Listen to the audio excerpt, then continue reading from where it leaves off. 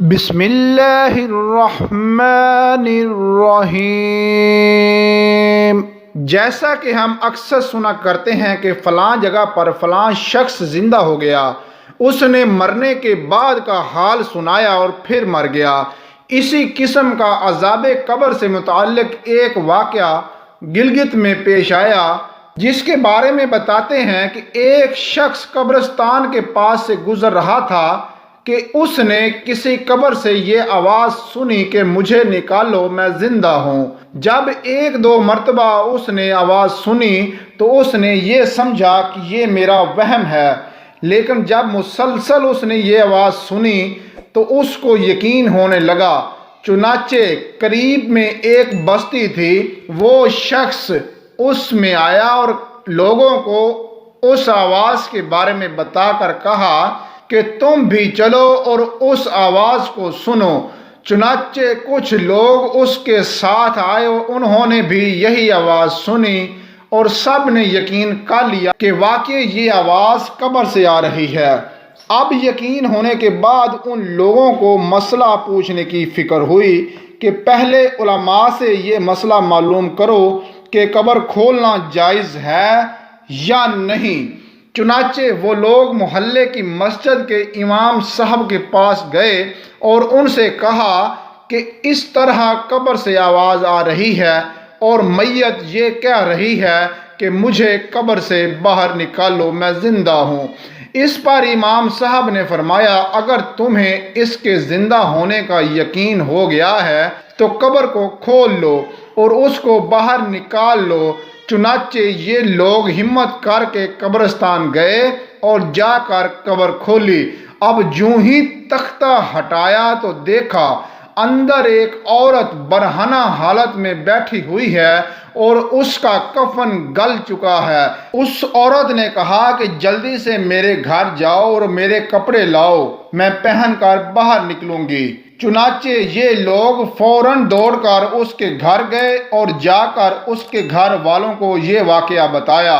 اس کے کپڑے چادر وغیرہ لے کر آئے اور لا کر اندر پھینک دیے۔ اس عورت نے ان کپڑوں کو پہنا اور چادر اپنے اوپر ڈالی، پھر تیزی سے بجلی کی طرح اپنی قبر سے نکلی اور دوڑتی ہوئی اپنے گھر کی طرف بھاگ گئی۔ گھر جا کر اس عورت نے ایک کمرے میں چھپ کر اندر سے کنڈی لگا لی۔ اب جو لوگ قبرستان آئے تھے دوڑ کر اس کے گھر پہنچے، ان کو وہاں جا کر معلوم ہوا کہ اس نے اپنے کمرے کے اندر سے کنڈی لگا رکھی ہے۔ ان لوگوں نے دستک دی کہ کنڈی کھولو۔ اندر سے اس عورت نے جواب دیا، میں کنڈی تو کھول دوں لیکن کمرے کے اندر وہ شخص داخل ہو جس کے اندر مجھے دیکھنے کی تاب ہو، اس لیے کہ اس وقت میری حالت ایسی ہے کہ ہر آدمی مجھے دیکھ کر برداشت نہیں کر سکے گا، لہٰذا کوئی دل گردے والا شخص اندر آئے اور آ کر میری حالت دیکھے۔ اب سب لوگ اندر جانے سے ڈر رہے تھے، مگر دو چار آدمی جو مضبوط دل والے تھے انہوں نے کہا کہ تم کنڈی کھولو، ہم اندر آئیں گے۔ اس نے کنڈی کھول دی اور کچھ لوگ اندر چلے گئے۔ لوگوں نے اندر جا کر دیکھا وہ عورت اپنے آپ کو چادر میں چھپائے بیٹھی ہوئی تھی۔ جب یہ لوگ اندر پہنچے تو اس عورت نے سب سے پہلے اپنا سر کھولا۔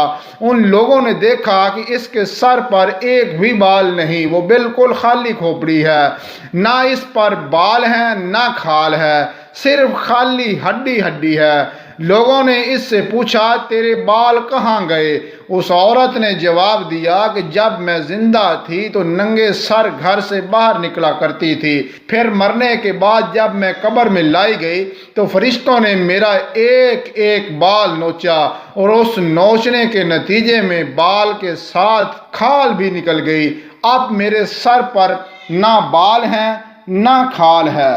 اس کے بعد اس عورت نے اپنا منہ سے کپڑا ہٹایا۔ جب لوگوں نے اس کا منہ دیکھا تو اتنا خوفناک ہو چکا تھا کہ سوائے دانتوں کے کچھ نظر نہیں آیا، اور نہ اوپر کا ہونٹ موجود تھا نہ نیچے کا ہونٹ موجود تھا، بلکہ 32 کے 32 دانت سامنے جڑے ہوئے نظر آ رہے تھے۔ سوچیے اگر کسی انسان کے صرف دانت ہی دانت نظر آئیں تو کتنا ڈر اور خوف معلوم ہوتا ہے۔ اب ان لوگوں نے اس عورت سے پوچھا تیرے ہونٹ کہاں گئے؟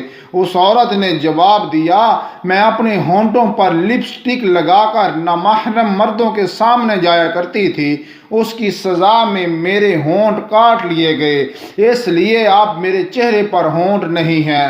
پھر اس عورت نے اپنے ہاتھ اور پیروں کی انگلیاں کھولی اور لوگوں نے دیکھا کہ اس کے ہاتھ اور پیروں کی انگلیوں میں ایک بھی ناخن نہیں ہے، تمام انگلیوں کے ناخن غائب تھے۔